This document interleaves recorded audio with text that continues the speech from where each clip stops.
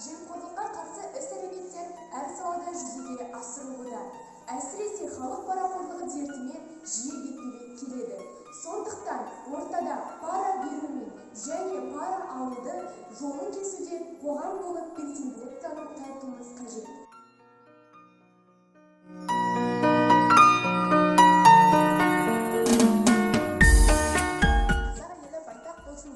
Жемқорлықтың жолын бірге кетеміз. Сонда ғана жер дүниені ел байып, сонда ғана шарықтаймыз.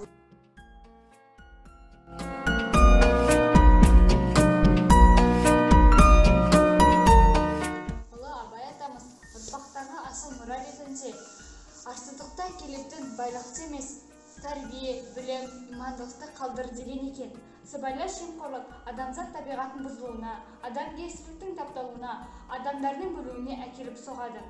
Бұл қоғамдық сананың рухани жақтан емес, материалдық тұрғыдан дағдарысқа ұшыратады.